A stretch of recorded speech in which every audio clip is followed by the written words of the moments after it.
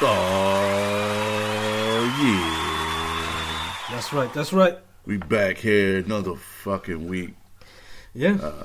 Special Sunday edition. Sunday service. I was out in Detroit this past couple days, and we tried to give you the show on Saturday, but Technical difficulties arose. Yeah, I'm not as nice as I thought it was. Oh well. Live and learn. Life goes on. But it's Sunday with the Saturday morning conversation. That's right. Special Sunday edition. Uh-huh. We are giving you that church talk. That TD Jakes. Give me all your money because I need a jet talk. Well, you got to pay your tithes because BB I got to pay my rent. That BB and CC Winans type gospel.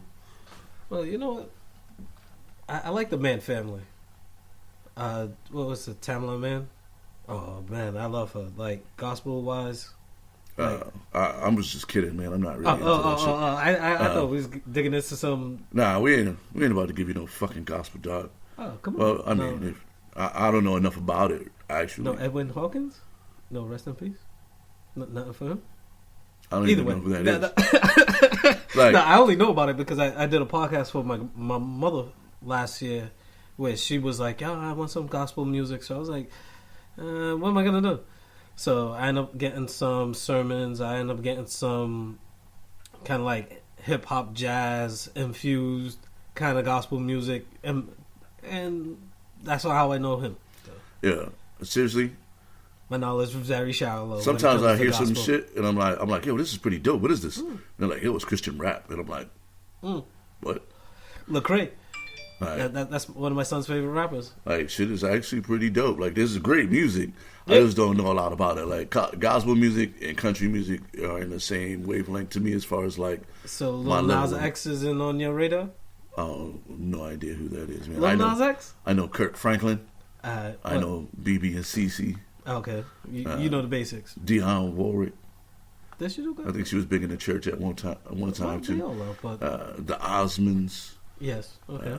And then there's a couple rock bands, right? Like, I think there's a couple rock bands, but well, yeah, yeah.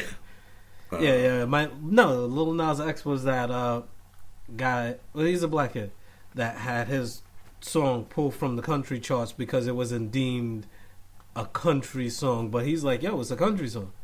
So he did a remix this week, and it came out with Billy Ray Cyrus on it. It's actually a pretty decent song, but it's a country song. But it has hip hop tones to it. So, shit. Lil Nas X. I'm gonna have to look that up. He's trying to take over for what the fuck's this dude's name? I don't want to just call him Hootie. Yeah, I was gonna say his name too. Damn. Darius Rucker. Yeah. But no, Ray Charles used to do country music too, didn't he? Yeah, but you can only have one at a time. Okay. So Darius Rucker must be getting ready to retire. Yeah, you know what I'm saying? Because he the only black dude holding down country strong. Damn. Spotlight is only for one of them, huh? That's only it. One black person in the They're country. only gonna give you one. Then make it a good one. Right? You're not gonna come in here and be all Lenny Kravitz on the genre. Yeah, no. That kind of shit's not tolerable. No. Yeah, even though it might be nice, but they're not digging that shit. There's mad black rock stars, man. It's just... You know how many white rappers are running the game now? Like Post Malone? I don't really consider him a rapper. But Post Malone but he's on top of the hip-hop charts, though. He's a terrible R&B singer. But his songs are actually, like... kind of decent? Like, I fucks with Post Malone. I'm good, man. I fucks with Post Malone. Like, I don't like his voice, but I like his songs. You know what I mean? Like, I like that. The melodies? Yeah, like I like the I like the vibe he creates with the music. You know, I wish he had a better voice. You know, and the voice I could get behind. I could get behind if he didn't look like he came out straight out of like a dumpster and shit. Like, dude, you R&B dude, looking like a meth head. No, that's the new age. Like, emo rapper. Like, emo. Surprised rapper. I can sing. Like, emo rapper. That comes off with a lot of R&B type pop music, and it comes off in the category of hip hop because you got a lot of tattoos. and you rhyme. I don't know. Either way, yeah. That He being needs, said, he needs a fucking makeover. That's what he needs. Then, somebody needs to like give him a little bit of. I just like to highlight the artists that, I like. Did you listen to the new Line Bay? Nah. Yeah? I gotta put you onto that shit. My boy Anderson .Paak came out with some new shit featuring Smokey Robinson, and we'll get to him in a little bit. Yeah, motherfucking what's his name? Gonna be at the Jazz Festival this year. Who's that? Thundercat. Oh yeah. That's dope. So. Oh yeah. Newport Jazz Festival. If you're offered, I gotta check that out. It's one of the best jazz festivals in the fucking world. If you ever get a chance to go. Well, see, we're gonna be going out to Essence Fest again this year for the 25th anniversary. We went last year, but this year is the 25th. So next year we might do the Newport Jazz Fest instead as a replacement. But that's a conversation for me and my lady to have off mic. I don't know if she want me putting that out there like that. But either way, whatever. Hey, it's there. Shit, you gonna be there? This is real life over here on the conversation, man. Yeah. You know, it's not scripted. No. And I'm not saying nothing inflammatory. That being said, he keeps the show on the tracks, and I'm always rocking this bitch off the tracks. No. Because sometimes, like I was saying too earlier off mic, I gotta be careful. Sometimes I'm not like that. Like dribbling down court, just doing unnecessary spins like in a video game, and you're like, just keep spin. Like, yo, the fuck, just bring the ball down, man. Yo, yeah, I gotta make sure I don't do that. I'm the N1 point guard. Hot saucing it. I'm hot saucing it. I'm the professor. Skip to my Lou. Yeah, I'm those dudes on the pod. Like, I'm problematic. Yeah, and I'm bringing it down court like Mark Jackson and Chauncey Billups. With the straight back down. Yeah, with the high dribble. Old Jason Kidd. With the high dribble with his back straight. Because he don't want no problems with his back. Yeah, that's me. That's a point guard. Well, that being said, what we got going on today? We're gonna recap. We in the Sweet 16. All right, the results of round 2. Results of round 2. Final 4 in each bracket. Yeah. Yeah, fuck it. Let's just get right into that shit, man. I seen there was some upsets. Oh yeah, it was upsets. So this type of shit make you mad. Some of them I was questioning, but one thing is for sure. Unlike the first round, there's nobody that got away with a clean 100%. So that being said, it's round 2, so it's stiffer competition. Round 2. Fight. So, for the 70s, number 1 versus... I don't even have what her number is. Doesn't really matter right now. But Aretha Franklin versus Gladys Knight, and with 93%, Aretha Franklin moves on. Of course. That was a given. Gladys Knight out there without the pips, man. Yeah, well, she got a respectable 7%. Respect. She got a vote. So either way, no, she had good music, and again, she's no slouch. I blame that 7% on your lady. No. She had nothing to do with that one. No. I'm gonna stand up for my lady. How on that she one. Like to be fixing the vote. No. I'm gonna stand up for my lady on that one. All right. All right. So number 4, James Brown versus number 5, Smokey Robinson. Again, he actually came out with a song with Anderson .Paak recently. But either way, that wasn't enough because with 67%, James Brown, number 4, moves on to the next round. I feel good. On the good foot. All right. So, number 3, Marvin Gaye versus number 6, Al Green. Did you know Marvin Gaye came out with some new music? Some hidden music? Yeah, I've seen some of it. I haven't listened to it, but... I listened to it all. I might use maybe 2, but most definitely one of the songs on my next podcast. But with that being said, with 76%, Marvin Gaye moves on. Damn, he crushed it. You said 76? Yeah. Man, I thought Al Green would get 24. More. I thought it'd be closer. But well, Al Green, gospel music, Yeah. That didn't help him out in this case though. My bad. No, but that was a good competition though.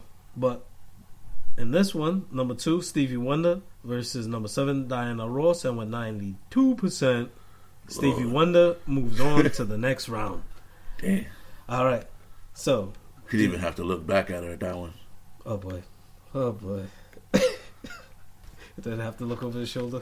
Nah. All right, so do you want to hear what the matchup is for round 3, or should I just keep going on? Nah, let's just rock them all the way. Rock out? And All then right, go all back. right. So, for the 80s, number 1, Whitney Houston versus number 8, Sade, and with 80%, Whitney Houston moves on to the next round. As expected. Yeah, Sade got a respectable 20%. That's a lot more than I thought she would get. And you know what, too? I kept reading. Sade's actually the name of the group. That's not even her real name. It's also her real name. Well, she changed it. Yeah. Legally. After a while, but that wasn't her name. It wasn't her. It's not her birth name. No, but it's actually the name of the group. The name of the group, yeah. Initially. Sade is a group. Mm-hmm. So when you say Sade, you think, oh, her, but technically it's the group. But all that aside, either way, that's a nice little side note with her 20%. She's out of here. Yeah, with her 20%. Yeah. So next up, we got number 5, Luther Vandross versus the upset Cinderella in this camp here, number 13, Lionel Richie. But unfortunately, with 94%, Luther Vandross moves on. Yeah, I want to talk to those 6%. What? Team Lightskin? Fuck was y'all thinking? Nah, come on. Team Lightskin was out here representing. Alright, the Jerry Curl Joneses of the world. No. Shit. Nah, he was the I expected that to be the shutout, to be honest. Like, I was like, nah, there's nobody who's voting. Like, well, I want to talk to y'all. No, it was See y'all. Nah, Lionel had good music. Even if you take music from him and the Commodores and what he's done with Say You, Say Me, Say It Together. But he's not better than Luther. I mean, obviously. You know what it was? Know what it was? He probably got like a late half layup where Luther was like, you know what? I'm already up 100 to nothing, and then he goes up for the late layup. Those are mercy votes. Yeah. Mercy kills. You know, so that way somebody's not making it with 100%. Respectable. Okay, whatever. So, with the upset-minded, and here we go. Number 3, we have Prince versus the upset-minded number 11, Jeffrey Osborne. And with 69% of the vote, fittingly, Prince moves on to the next round. Yeah. And it was fitting that he had 69% of the vote. So could have rigged that one. No, because Jeffrey has respectable music, not just from. Listen, I like Jeffrey Osborne, but I'm saying. Well, see, this is the argument against Prince that I was making from the jump. Was Prince was more for me considered funk, and he had R&B songs, but his main concentration was funk. It's just like if Kirk Franklin had a couple of hip hop songs, you wouldn't say Kirk Franklin is a hip hop MC. He's a gospel man that made hip hop songs. For me, Prince was a funk artist that made R&B music. But so what you're saying is you voted for Jeffrey Osborne? No, I voted for Prince. Oh, okay. Jeffrey's pure, but Jeffrey's more pure R&B. No, even though he had tones of funk. I'll give you that, but I mean, come on, man. No, well, either way, it was respectable. So, that being the case, next one was number 2, Michael Jackson versus number 10, Barry White. And with 95% of the vote, Michael Jackson moves on to the next round. Oh, you got the matchup of the century. Oh, yes. And Michael Jackson versus Prince. Ooh, in the next round. I wasn't going to leak that out yet. Because I had... We won't get to that. That's the matchups. toughest. I got to talk about those matchups, though, for the next round. But the 90s. Now, the 90s, this is where all hell breaks loose. In the 90s. All right. So, number 1, Babyface versus number 9, Mary J. Blige. And with 65% of the vote, Mary J. Blige does her dance to the next round. I'm too fucking disappointed. Whoa, Babyface? Okay. I guess that was for the cool in you. Like, I voted for Mary. Like people can't see the Mary dance, and I'm good. I'm good with that. So either way, moving on. Tragedy. It's a tragedy. Yeah, nice. Yeah. Mary's nice in the '90s. Come on now, she's a queen of hip hop R&B. Babyface probably wrote all her songs. I'm not gonna co-sign to none of that. So moving Conspiracy on. Theorists. You know Well, possibly. So moving on. So number 5, Maxwell versus number 13, Janet Jackson. And the upset is in. Number 13, Janet Jackson, with 61% of the vote, moves on to the next round. Oh. Wow. Yeah, so. It's a lot of... That's why I was like, yo, all hell breaks loose in the 90s. You know, that was... I expected that to be a little closer because they have like a similar tone. You know what I mean? And Maxwell's shit is a lot like because even Janet's if you Velvet. take some of Janet's work from the 80s and carry it over into the 90s... Listen, the people have spoken. Yeah, anytime, anywhere. Yeah. All right.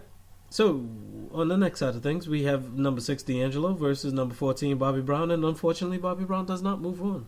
D'Angelo, number 6, with 71% of the vote, moves on to the next round. Bringing his naked-ass video to the next round. Yeah, you have a thing with Fuck D'Angelo. that dude, yo. Yeah, and that's the way I felt about Joe.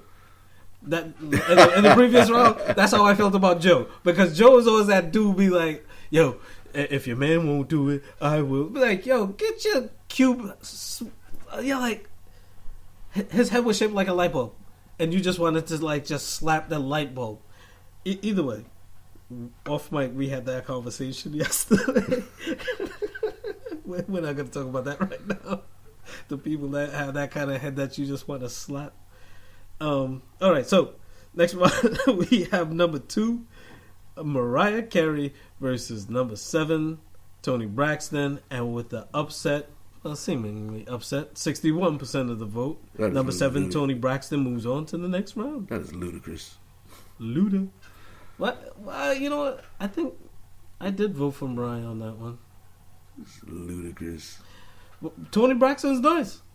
You forgot the heights that she reached before. Nah, I guess I didn't. I love Toni Braxton, but no, she had some personal stuff, and I'm not gonna go over the personal stuff that she went over in her life. But... She hit it with the "Hit the Freeway." What? This is a Toni Braxton song. Is it? Yeah. On the freeway?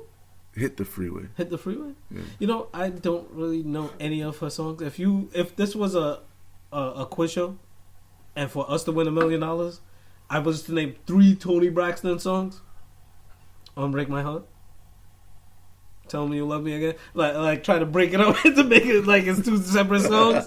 Like, I don't know. I only know one song, Toni Braxton song. You're Making Me High. $1 million on the line.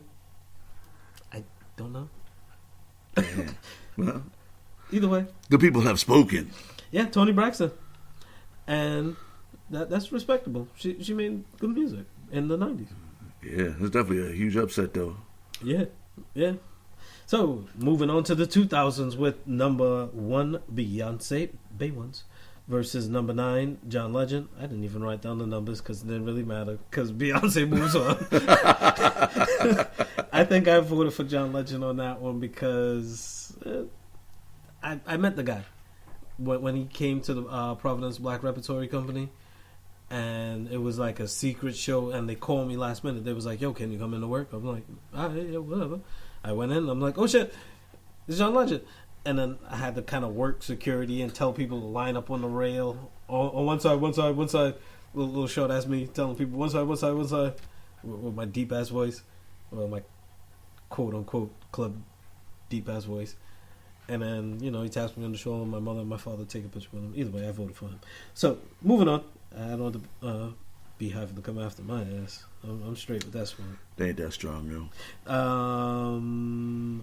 I respect her music. Moving on. So this one was actually a pretty close matchup with the number 5 Usher versus number 13 Alicia Keys, and with 56% of the vote, Usher moves on. That's what's up. That was a nice close vote. Yeah, he slides in like Usher. I think I voted for Alicia Keys on that one.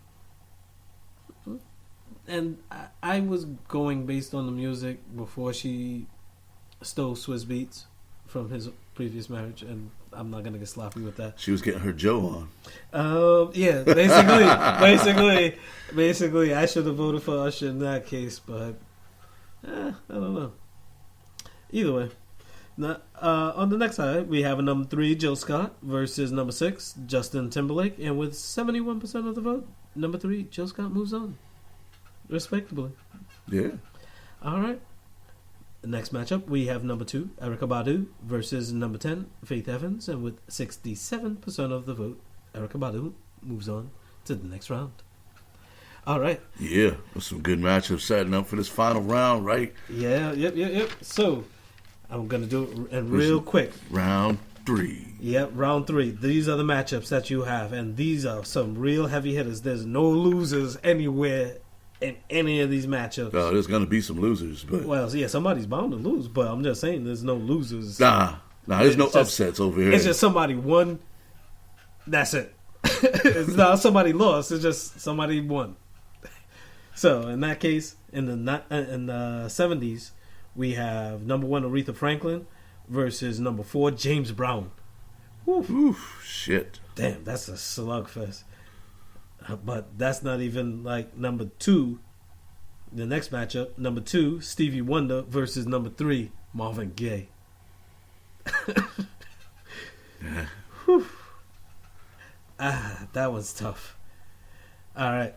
Again, this is the final 4 for each of the brackets. So this is where it's starting to matter.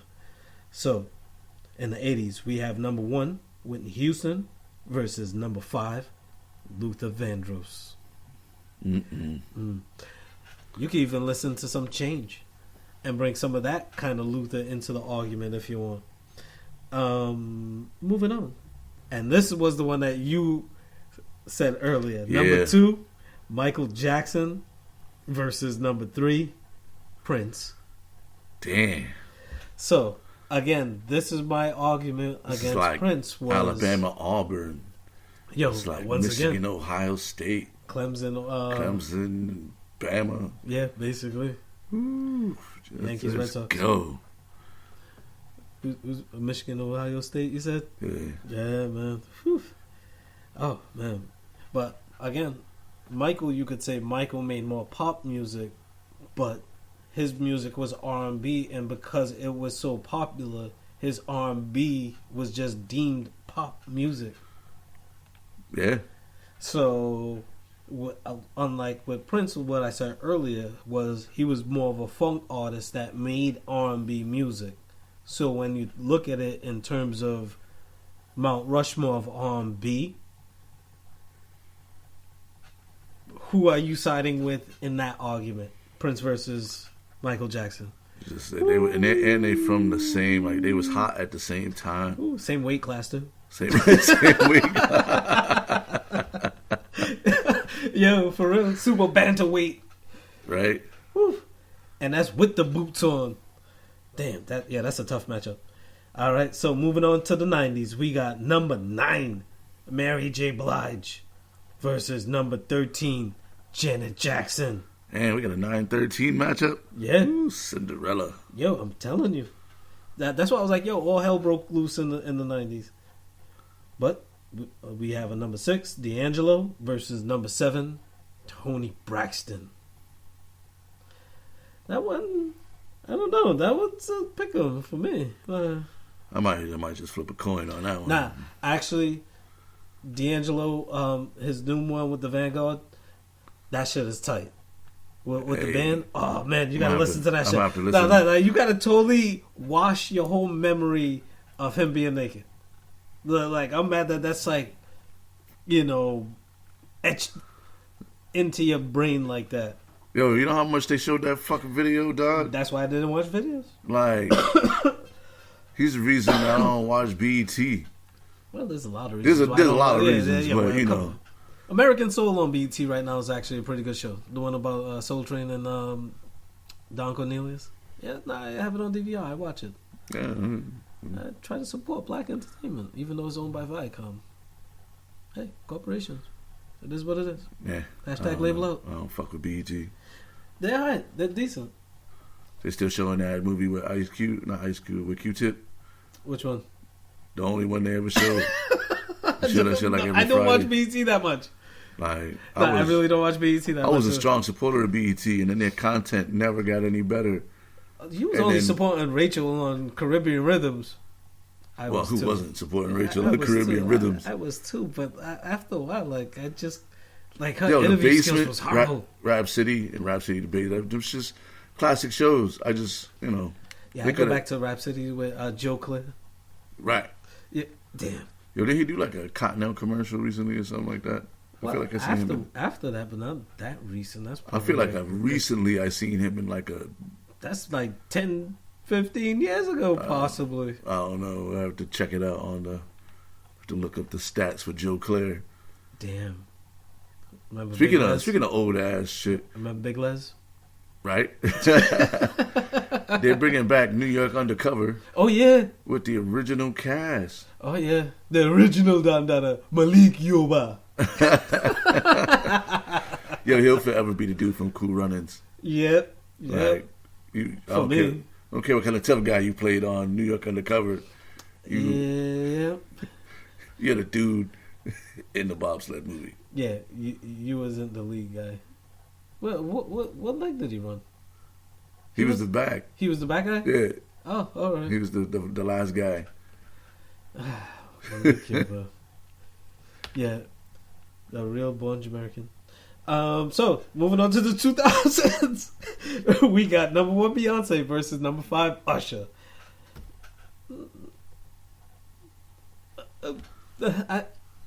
Look, we already know. Well, all right, this one's a over under. The Beehive is strong.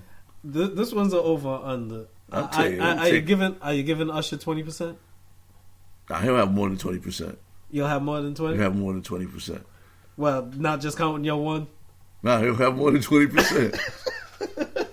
Okay. I think there's a lot of folks out there that will ride with Usher. Over Beyonce? Yeah. Listen, I didn't think Jeffrey Osborne would make it out the first round. Well, anything is possible. We're not going to go that. I'm not going to go that far back. I'm not going to go that far back. Anything is possible. Is all I'm saying. I wasn't expecting Tony Braxton to make it that far, but neither was I. Listen, I'm a gambling man, and I'm gonna say that if the over under is 20, I'm gonna take the over. You'll take the over. Take the over. Yeah, that's fair enough. All right. And this one is a slugfest in itself. In 2000, number 2, Erykah Badu versus number 3, Jill Scott. Yeah, that's a neo soul titan matchup. Ooh. Now, this is where the argument, like, if you're really going head to head, remember the Root song, "You Got Me"? Yeah. Wasn't it originally with Jill Scott? Yep. And then it was done with Erykah Badu because she had a bigger name at the time. So, if you listen to the two songs and weigh the option, the argument would be, which version would you prefer? Did you want the more commercial and clean version? That might be one of the factors, but listen, I fucks with Jill Scott heavy, so okay. I don't know, but I like Erykah Badu too. You know what I mean? She has some hits. They both got songs that I really, really enjoy. So, I'm gonna have to go back and re-listen before I take my votes. Yeah, that's true. See what moves me the most. Well, there's also the mic skills too that may have to come into play. Yeah. No, that has nothing to do with me, and that has nothing to do with my vote. To be very honest, the mic skills. Yeah, no, the mic skill has nothing to do with my vote. That's not swaying my vote at all. I'm straight about the music. I'm about the music. Because if anything, some people might have a problem with voting for James Brown because of whatever issues he might have had in his past. And that is what it is. Some people might have an issue with some other people in their past. I don't think that Jill Scott's mic game is an issue. Well, I mean, it could be a swaying factor. It could be a swaying factor. If that's what you want to base your vote on, that's your damn business. I mean, if it's that's about, not how I'm swaying my vote. If it's about breaking the tie, at least you know what you're getting. Well, if you look at it like that. But everybody do be like having dudes changing their whole life. Yeah, that's what I was about to say. So that's she obviously doing some voodoo magic too. So you see your boy comment with his commercials nowadays. The future is here now. with the computers. Oh yeah. But like the thing that trips me out with him nowadays is every time that I see him on TV, I think that he's always saying "eat your vegetables" like in subliminal talk, like be a vegan, eat your vegetables. And it's like something nefarious every time I see him on TV. And actually, and I told you this off mic, I actually watched Get Out for the first time last night, but it was kind of like that with Common. And this is the way that I thought about Common before even seeing this movie last night. Like, he's trying to get me to eat vegetables. Like, eat your vegetables, eat your vegetables, eat your vegetables. And it's like a I like subliminal Common, message. he got what Badu, his whole career just took a left. Yeah. But for the better, because I mean, shit, he probably wouldn't even. He's making that corporate dollar now with them commercials for HP. Oh, for hell sure, yeah. for sure. Oh, hell yeah, ain't no hate in my blood for that shit. Hell no. Yeah, nah. Hashtag label out. Hell yeah. Especially when them checks are coming in. Right? Listen, I don't hold nobody for going to get more money. Yeah. You know. Especially when you believe in the product that you're selling too. You know? That is always a benefit. Because I'm not gonna be selling shit that I really don't believe in. Like, if it was about burning tires and kicking kids in the stomach at random, I can't really put my dollar behind or cash that check, knowing that company that's what they want to do. You know, just randomly kicking kids in the stomach. Like, the fuck? Like, why do you want to just randomly kick kids in the stomach in the first place? You know, shit's probably fun, you know. Yeah, it probably is, and maybe they deserve it. Yeah, I'm not gonna lie. I'll be wanting to fuck some kids up some days, man. Yeah. Like, you motherfuckers, yo. Yeah, but kids can't take ass whippings because now they have cameras and people are recording you getting an ass whipping. Yeah, but they be talking like they can take that shit though. Yeah, you could talk a good one. It's all stage. It's all a theater for them. It's all make believe. Like, no, you could get slapped for real. Right. You know? But the thing is the embarrassment of being filmed and people laughing at you and pointing at you and knowing that you're the butt line of a joke, that is where society, I feel, eroded in that case. Where it's hard to just take an ass whipping, because before you could just take an ass whipping and go home. And only people that knew about it was you, the dude that you fought, probably your boys that was walking home from school with you, that dude's sister, and whoever was just in the neighborhood. Yo, your description of this is very I know it's very detailed, sir. No, we were yeah, I don't want to go any deeper than that, but nah.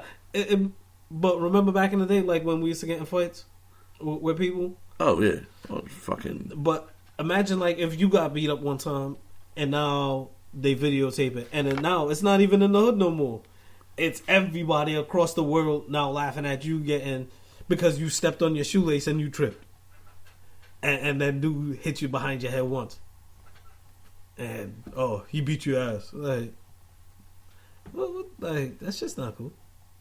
Either way, I don't know, man. Like, I know that wasn't the case for me. I mean, I beat up a lot of kids growing up. Is that what you want to talk about? I'm just saying, you know, don't get me wrong. You know, I took a couple L's here and there. True. But they was way bigger than me. Mm-hmm. But no kid my size. Nah. Fuck that. No names. Nah, that's a different episode, man. Yeah. One day we're gonna air out the dirty bully laundry, Yeah. and we'll invite these guys on the show. You know what I'm saying? We'll give them a fair one. Yeah. What I will say is that, you know, they're all doing relatively well in their lives. Like, we didn't bully no kids into fucking suicide or they're not drug addicts and shit because they got bullied in high school. It was like, look, stop being a herb. And I wouldn't even really call myself a bully. I just punched a lot of kids in the face for saying stupid shit to me. See, and me. And this is the weird thing, and I was thinking about it after the conversation we had off mic yesterday, after we had the technical difficulties, is that, like, for me and you, like, our bond was music, looking at butts, and just like fighting sometimes. And me, I was the shorter guy in the crew. And people used to like try to pick on me, and I never used to really like to fight sometimes. But like if they was making fun of like you or somebody else, like yeah, now I want to fight. But especially if you like for whatever reason you're not standing up for yourself, or somebody else is not standing up for themselves, I'm gonna stand up for you. Like I felt like I was kind of like the Pesci of the crew, where yeah, I like to fight, and it wasn't always that healthy, but hey. You know, I talked a lot of shit, so and then motherfuckers would get upset, and then they would talk shit, and then I'd be like, "Yo, you keep talking shit, I'm gonna punch you in your fucking mouth." But then they would keep talking shit. I mean, yeah, try not to get like you talk, I talk my shit, you talk your shit. Now we done. You keep talking shit, then we gotta escalate it to the next level. Yeah, after that, keep it moving. That was my dirty checkered past. Middle school. Oh yeah. You know, I don't even think I even got in any fights after I like one fight in high school. You did enough penance between then and now. You feel like you've been absolved of all your sins. You grow up as a you grow up as a person, you know, and you realize that you don't have to punch everybody in the face when they say stupid shit to you. True. But sometimes it's easier to just, you know, keep it moving. Yeah, that's true. So, I mean. But, that being said, it was nice growing up. Yeah, listen, my bad for punching y'all. Nah, fuck that. I'm not apologizing. I punched you in the face because you were fucking being an asshole to me. And then you decided you were always going to be like a fucking antagonist, and I'll fucking beat you up a bunch. That's on you. Yeah, but I used to like to laugh and joke, but then sometimes there was some people that was like, yo, that's not even funny, dude. It's not even like I fought a bunch of dudes either. I just fought like 5 dudes a bunch of times. Yeah. Yeah, so, a bunch of rematches. Yeah, like it wasn't even like it was like you know, we just fought like I fought like 5 guys over and over and over again growing up, seemed like. Yeah, like that dude that threw my brother in the bushes that day, and I told you that story. I don't think I want to. We'll save that for another episode. That being the case. Yeah, so what else happened this week, man? Like, I don't even... Oh, yeah. Duke lost. Oh, Duke? I just want to skip right to that. All right. Dear Duke, fuck you. That's for you. That's just, you know, I'm a Michigan fan and forever fuck Duke. Okay. But they got beat by Michigan State, because also fuck them. But... Oh, they lost last night? But then they lost last night, so... the world has made shit right. You know, I think I wanted to have them get that little revenge, the little stick it to the media, because I feel like the selection committee like kind of hoed them a little bit by putting them in the bracket with Duke. Who, Michigan? Michigan State. Oh, Michigan State. Because they won their. Nah, but you see that they won the Big Ten, man. Like they should have been in an easier bracket. No, but you see that's the thing with Michigan State. Is even at, what were they ranked? Number 2? Yeah. Even at a number 2, they're a solid team because of Izzo alone. Yeah. So every time like I look at my bracket and I go, I'm not looking at the team. I'm looking at him as the coach and a motivator of men. Where I know Izzo had some of his issues earlier in the tournament where he was kind of balking at a kid, and they were like, "Oh, you can't talk to the kid like that. Yeah, he's not going to respond. He's going to shut down." And Izzo was like, "Look, you have to hold people accountable for their mistakes." It gets to a point where it's like, "Look, my bad excuse is not cutting it anymore." And he held him accountable in that game. And look at where it got him, even though it's not to the finals. But either way, it got him to the Final Four. Even though it's not to the finals. But, I went with them. And with Duke, I've never really been a Dookie guy. Because even growing up, if it wasn't Duke versus Michigan, it was Duke versus UNLV. And I was a heavy UNLV running Rebels guy, man. With Larry Johnson and them. Oh, shit, that was my fucking team. But, I mean, now we're down to... is it Virginia? Virginia versus Texas Tech. Texas Tech? Oh, man. It's going to be a slow-ass, defensive-ass game. Hey, Prince and Cut. Matt blocks and steals. Mm-hmm. The score's going to be like 60-55. It's going to be an old school NCAA, like a NIT kind of game. A lot of back to the basket. A lot of that shit happening. Hey, well, who you going with? I'm saying Texas Tech. I didn't even see none of their games. You know what? I know more people in Virginia, so I'd rather say Virginia. I mean, I watched Virginia play yesterday, man. They played good basketball. They played pretty good against Auburn. Yeah. Home hit them free throws. Yeah. That's what you call clutch. Yeah. That's definitely clutch. I mean, the call was controversial, but but it is the ball what it don't is. lie. Yeah. I think I'm gonna go with Texas Tech, man. Yeah, that's a good one. Either way, I think their bracket is tougher. What they had to go through. Yeah, which could work against them, but I don't know because they play such a slow style of basketball. It's not like they're exerting mad energy. Yeah, so well, maybe they saved it for this moment to just explode. Boom, boom, boom, boom, boom.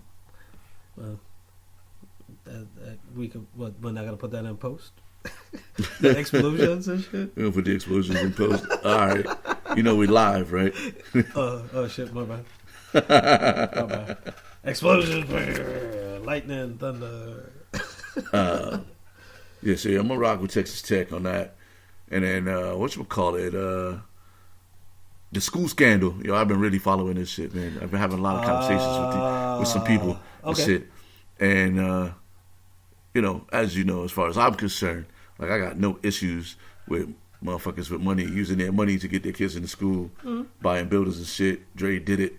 Lots of people do it. They get their name on the library. Their whole family goes there for free. Like, yeah, I'm good with that. What I'm not good with is Susie getting a fucking track scholarship or a field hockey scholarship or a soccer scholarship, and taking that scholarship away from another person that actually plays that sport. That was the biggest, even like, all right, so you paying motherfuckers for the answers, you paying people to take the tests, like that shit happens. I mean, it's shitty, because you got some genius kid taking the SATs for me. I would have got a 1600 if I had been to go, but you'll be put in a position to have to actually do the work, right? Of somebody that had a 1600, and you're like, I pay a guy to take my test. I get into MIT. Now I still gotta do the work, do MIT shit. So I'm okay with that. But you're gonna give a scholarship to somebody who you're gonna give a soccer scholarship to a kid who never played soccer.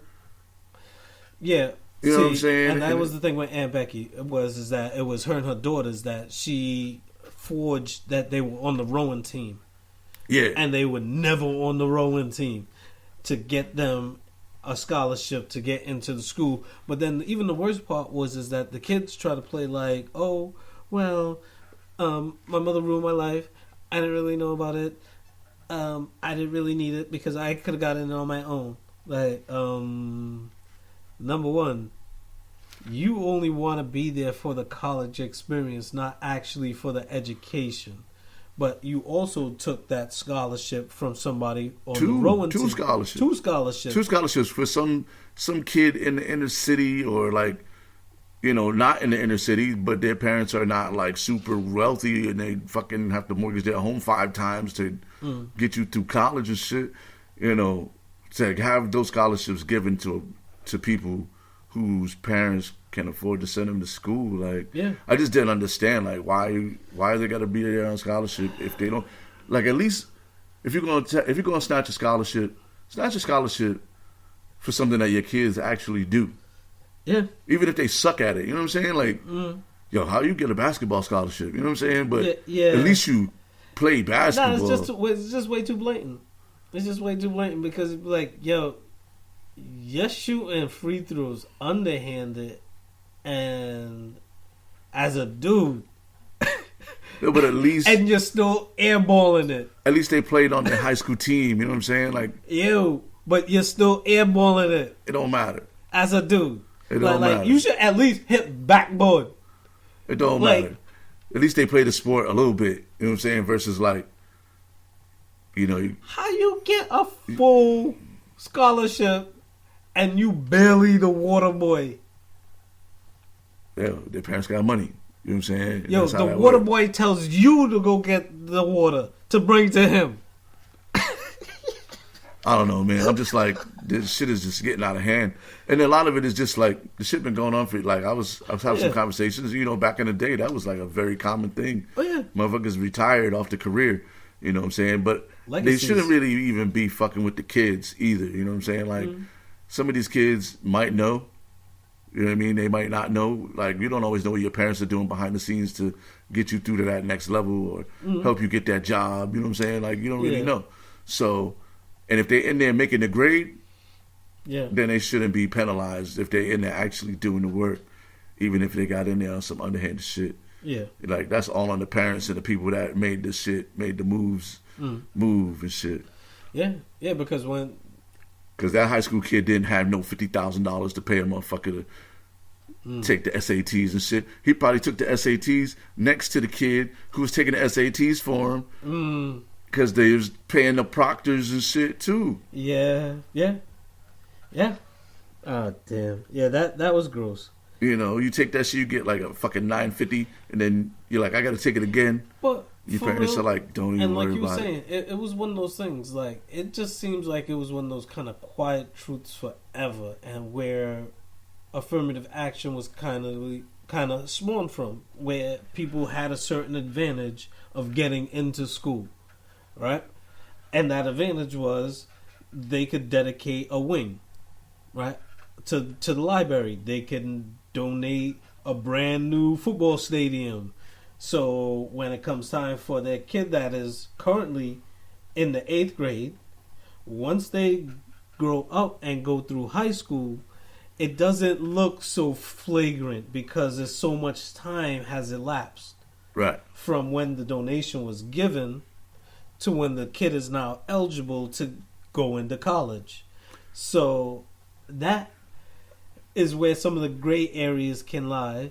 And it was like, well, look, it was just a donation. I was from the neighborhood. I always looked up to Brown University.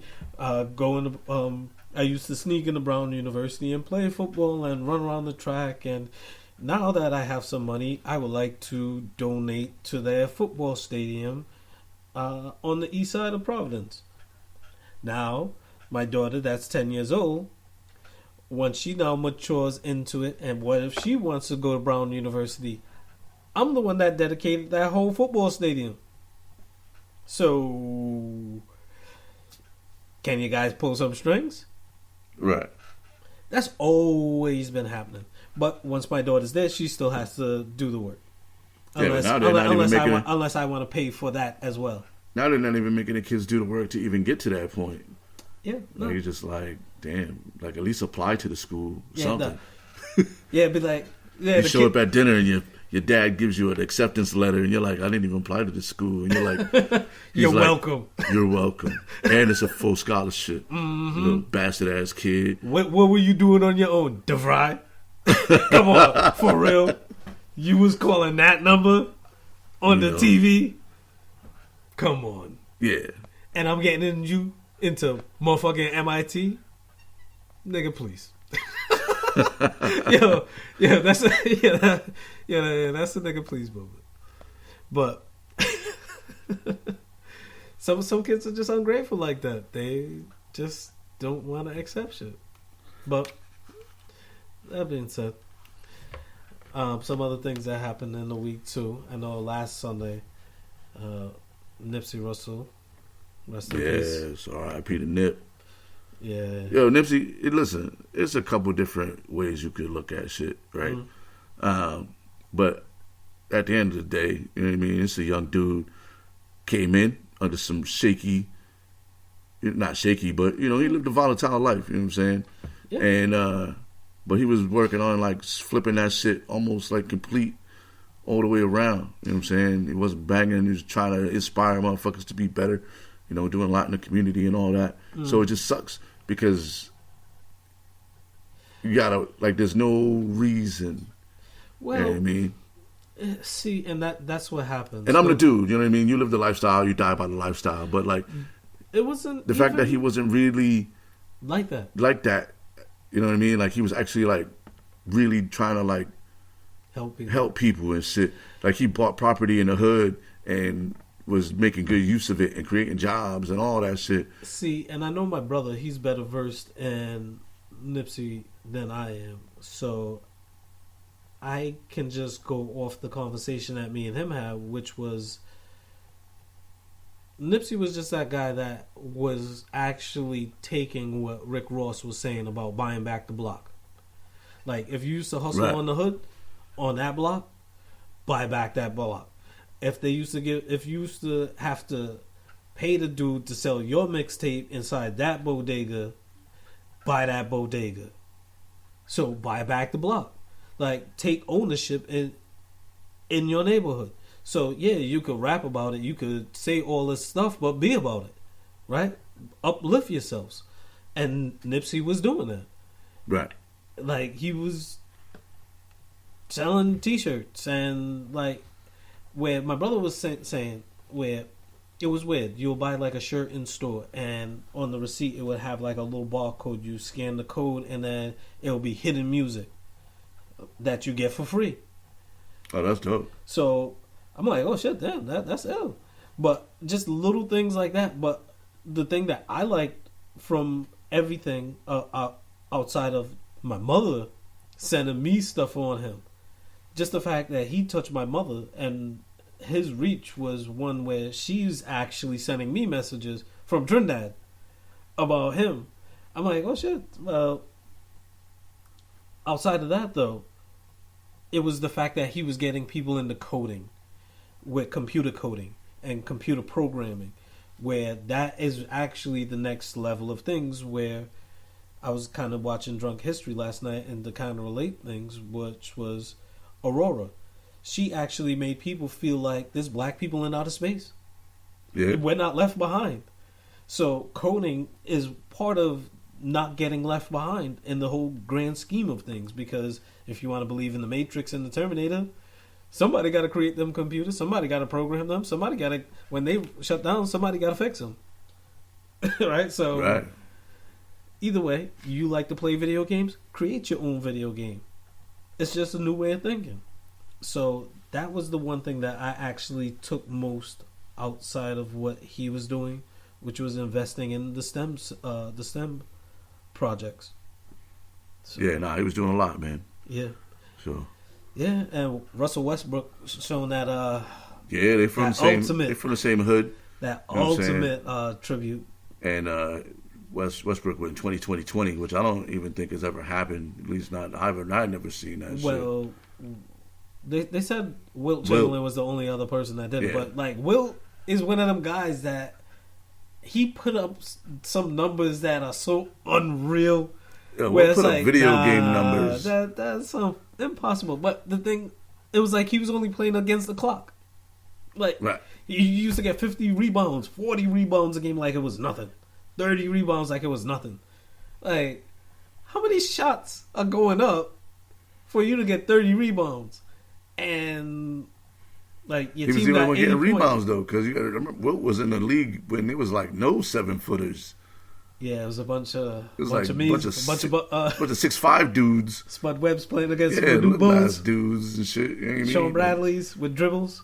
He was getting all the rebounds without even having to like box out. Yeah, basically. Yeah, he would just grab the rebound without jumping and just grab it with one hand because he had the big hands. So, oh man, but not Westbrook, man. But yeah, the rolling 60s. Like that's why he did the 20-20-20s. That's amazing numbers. hell yeah, Those are amazing numbers. Yo, no matter what you select. Westbrook trying to really like put his hat in the ring again for the MVP. I don't know if he'll get it this year because there's so much talk about like with Giannis, and Harden, and we could kind of pivot off of that. Steve Nash won the MVP, and everybody was talking about Kobe and LeBron and shit that year, and then it was like Steve Nash for real.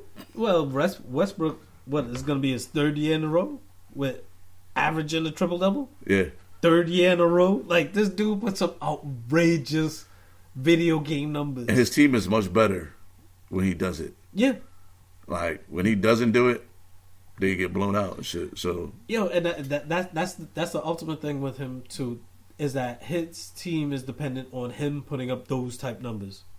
But again, like everybody's been talking Giannis, and Harden. It's kind of like with the NBA draft.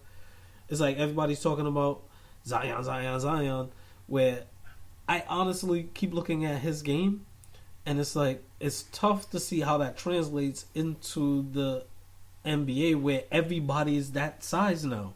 Like you're playing up against dudes that might be 6'10", but if he catches an elbow in his chest, he's still got to go to AP English tomorrow because he's trying to be a teacher. Like, his career isn't basketball. He's just playing basketball as part of his scholarship to afford him the ability to become a teacher. So, when Zion gets to the league, that's their job. Like, you might try to do that against Tyson Chandler or I don't know, like Al Horford or some shit like that. The thing that's gonna because I think he's gonna come to the league and get off. Like, he's 6'7", 6'8", 280. Yeah, he's a big dude, but like weight wise, and he's so explosive athletically. Mm-hmm. But when you're in the league with grown ass men, he's gonna have to develop a jump shot. Once he develops a jump shot, it's a wrap. Well, see, something from like the elbow, like a Horace Grant type elbow jumper. Yeah, it's a wrap. But even if it's with anything that, mid range, it's a wrap. But like even right now, like I still like Ja Morant. Like just watching his game and how he plays is the closest thing to like Westbrook for me. And I think Ja Morant's probably the most talented player, but Zion's the most pure upside because he's just raw. Mm-hmm. He's just raw, and I think that R.J. Barrett's a better basketball player than Zion. I got to pause on R.J. Barrett. He's a better basketball player, but he's not going to sell jerseys. He's not going to sell shoes. He's not going to sell tickets. Nah, see, this is the thing with R.J. Barrett. Like, he, to me, is like an inconsistent, poor man Jalen Rose. All right? Nah. Watching him play, he wasn't as consistent. Like some of jumpers he would miss, like free throws he would miss, like some simple bunnies he would miss. Like he would have a silly turnover. Like he was just sloppy in the games that I've seen him play, and I've watched at least about 5-6 games because I wanted to see what Zion would do and how his game would possibly translate. Hopefully with my Knicks, along with Durant and West. Durant is crazy Kyrie. if he leaves. Nah. He's crazy. He's Nah. crazy. He's going to give up. He's giving up at Gladys least. Knight is stepping out without the pips. Come on. He's giving up at least 4 more titles. Nah. Gladys Knight is stepping out without the pips, B. Yeah, all right. Come on, man. Bring it to New York. He's going to be like, I can't believe. He's going to be like, I can't believe I came here. He's bringing it to New York. We'll see. We'll see. No, but like with R.J. Barrett, I'm having a hard time with him and Cam Reddish because if anything, out of the two, both of them are very inconsistent, but I would probably prefer Cam Reddish, but he would be more like a number 3 on my team right now as a young player on a team like Phoenix Suns, but the Suns need a point guard, and so they you got to remember these guys got all summer to get even better than they already are. You know, so we'll see what happens. But I think Zion, there's no way Zion doesn't go number one, just because even if you're not going to keep him, you got to take him off the board because you don't want to be the team that don't draft him. Don't draft him. Yeah, be the Knicks and draft him and trade him for Anthony Davis. Think that's possible? I mean, that sounds like a reach. No, I'd give up a couple of other prospects. I mean, you never know what could happen. You know what I mean? Have Anthony Davis. But when a guy comes in with that much hype, you can't. Kevin Durant. You can't have a situation like Jordan. You know. And you go with Sam Bowie. You know, you. You're out thinking yourself. Yeah. Yeah, nah. Like even with that Darko. Right. Y'all had a chance with Carmelo. Like how? But no, you know what if happened? I see Joe Dumars in the street, he getting these buckets. Nah, you know what it is though? And his hands. It was tough because Tayshaun Prince just had a good series when they won. Was that the year they won the championship? Or like no. The Darko year was the year they won the championship. Yeah, but that's because they ended up getting Rasheed. So I mean, one would say that they never would have had a need for Rasheed Wallace if they had Carmelo Anthony. Yeah. But I still think they would have won. But Carmelo was more of a 3 at that time, and that's why I was saying Tayshaun Prince was playing pretty good at that time. So that's why there was really no need to draft another 3. But Darko, if you had Tayshaun. And like I said, sometimes... But Darko was a 4. So Darko could have easily been a backup to Rasheed at that time. So I could see the logic, but the actual... Sometimes you just got to take the hype guy. Yeah. You take the guy who's going to... I can't... That's why I can't fault that pick. You know, it's like the NFL draft, man. Mm-hmm. Like, everybody's looking at Kyler Murray. Like, if you don't need a QB, don't take a QB. But at the same time... I'm about like, look, let me take this guy who's like getting all the hype. And then even if I don't want to keep him, now I got another trading clip to get the guy I really want. You know what I'm saying? Like, I'm going to take Zion. Even if I don't need Zion, I'm going to take Zion. And then I'm going to trade him. You know what I mean? Like because I could get a player that I want, that I was going to get anyways, and another draft pick. Right. Maybe 2. Just because it's Zion. But if you're a struggling franchise, you still take Zion because you need to sell tickets. Yeah, you need to like breathe life into your squad, which is why the Knicks will probably draft him. But because he's going to breathe life, you know what I mean? Yeah. He's going to get like a $200 billion lifetime type shoe deal. Oh yeah, shoe deal, hell yeah. This shoe deal is going to be like. I heard that Chinese company's in play. What? Which one? Dwayne Wade's? Yeah. I don't know. He's gonna wear Dwayne Wade shoes. You never know. That'll be crazy. That'll be dope. That'll be crazy. Hey, that'll be a big power move. Yeah, hell yeah. Oh yeah. And then on top of it, like they might actually have a thing for him. Like he'll be the Godzilla to Marbury's screaming person. No, Stephon Marbury's a god out there. No, he is absolutely. So hey. Have Zion be the new age Stephon Marbury. He'll be like the Godzilla. Marketing. # label out. Yeah, I don't know. I heard Puma's heavy in the mix too. Oh yeah. Like I don't know where Puma got sneaker money at, but hey, they're punks on that shit, huh? Puma. Come on, what? Come on, man. Come on. No, don't do that. Don't do that to me. I wish I had the cricket. I gotta get the cricket noise for that shit. That's terrible. Yeah, make me feel like I'm falling into the sunken place. No. That's it. That was definitely a joke that came from the sunken place. That's a dad joke, though. That was definitely a dad joke. Oh yeah, it is for sure. So, yep. Soapbox time. Soapbox. You want to go first? You want me to go first? Yeah, man. My soapbox was relatively quick, man. So while I was out, in my travels and shit, I see some shit that just didn't make sense to me. If you at the club, first of all, fellas, leave your purse in the car. Don't bring that shit into the club with you. Wait. I don't care if it says Supreme on it. Like, nobody gives a fuck because you're still carrying a purse. Don't be trying to talk to chicks while you carrying a purse. This shit's not going to get you anywhere. More importantly, dudes don't dance in circles of dudes. Like, hetero dudes? Like, if you there to pick, then don't be trying to pick chicks up after you just been twerking in a circle to Cardi B. With your boys? With your boys. Like, my friend, my boys, first of all, no. Like, listen, no. It's just unacceptable.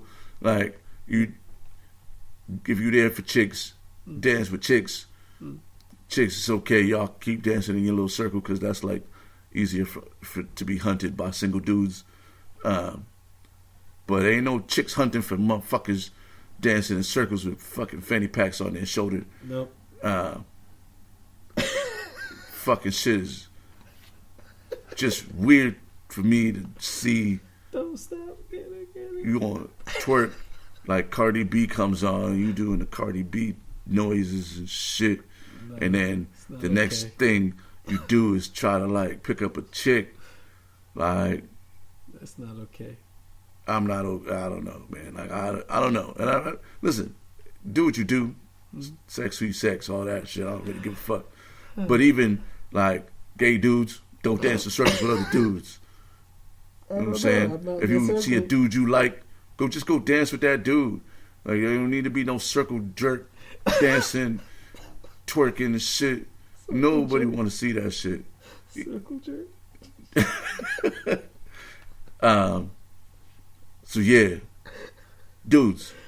Oh, and also, even more importantly, then this was my original soapbox, and I got off track. Okay. Don't talk to a motherfucker while he trying to piss at the urinal in the men's room. This shit is not cool. I'm not trying to talk to you, bro, with my dick out. It's not acceptable behavior. So you're a Detroit Lion fan, huh? Yeah, like, no, that's exactly. Oh, Barry Sanders, because I have my Sanders jersey on. Oh yeah, Barry Sanders was the GOAT. Yeah, that's nice. Best running back in the game, huh? Fucking talk to me while I'm trying to take a piss. Yeah. Because when I elbow you in the neck, you're gonna be mad. Well, you see, and I'm not trying to fight you with my dick out. Well, see, look. Just saying. So stop talking to me in the bathroom while I'm trying to take a piss. I'm not trying to talk to you. Bathrooms not social fucking experiments where you can just go into the men's room. I should say the men's room. The men's room is not for talking. It's for pissing, washing your hands. Get the fuck out. Not even if you're sitting in a store? Nah, definitely. Definitely. And anybody who's taking a shit in a nightclub bathroom, y'all motherfuckers got a different kind of stomach problem and you should go see a doctor. Okay. Like, nah. No, there's people with Crohn's. You gotta respect that. Either way, no, I hear what you're saying. Like, it's one thing to say, yeah, Barry Sanders was a hell of a running back. It's another thing to pat my ass. Like, there's no need to be doing that. That would have been a different story. No, that's a totally different conversation. That's a different outcome. Listen, you're not supposed to talk to dudes at the restroom while they trying to fucking got their junk whipped out. That shit is unacceptable. I see y'all Fruit of the Looms, man. Yeah, right? That ranks right up with the old motherfuckers at the gym that don't believe in towels. Like, the shit is unacceptable, bro. The Captain Morgan? Cover your dick up and don't talk to motherfuckers while they got the dick out. Wait. Bathroom rules, 1 and 2. You got a lot of issues going on there. Listen, man. You got some of that jet lag on you, man. Fucking shit is unacceptable. That's all I'm saying. I'm good, man. You go, man. Preach on. Fucking. I'm gonna get a shirt that says, if I'm taking a piss, don't fucking talk to me. I'm busy. Do not disturb. Yeah. You have to have the little LED lights though, the flash too. Do not disturb, because some people just don't read. So you got to catch them with the I don't even want to keep talking about this anymore. I'm fucking starting to get angry. I understand. All right. In that case, mine was a little bit on a serious note, kind of like, because I got flagged the other day on Facebook. Fuck you, Facebook. for posting about how I love taking public transportation, but I hate when, and I guess this is where I got myself in trouble. I have to be mindful of my words as well. But I hate when white trash girls with a black boyfriend on their arm could just say nigga this, nigga that, and these are in quotes, even though I'm not doing the air quotes, even though nobody else can see it, but me and D. But either way, but when they have their loud conversation on the bus and fuck that bitch and I wish I see her on the street and I'll fuck her up and so they were just talking like that amongst themselves, these two chicks, and this black lady like, yo, y'all getting way too comfortable using that word. Like, just stop using that word, nigga, because you're not black. And I kind of posted about it, and I guess I got flagged for it. And I was like, I don't understand why, because I'm calling out bigotry and a certain public decency that has eroded away, where people just feel comfortable having these type of conversations on public transportation. And I felt kind of bad that I didn't stand up with the black lady and said, yeah, that's not acceptable. So either way, I got flagged for it, and I don't think it's right that nowadays when you call a spade, you're the bad guy. Like, if you call a racist person racist for the racist things that they do, the racist things that they say, and the racist actions that they take, you're the bad guy for pointing it out. That, to me, is like, okay, so I'm just going to let this pit bull run all through my backyard, shitting in my backyard, and I can't do nothing?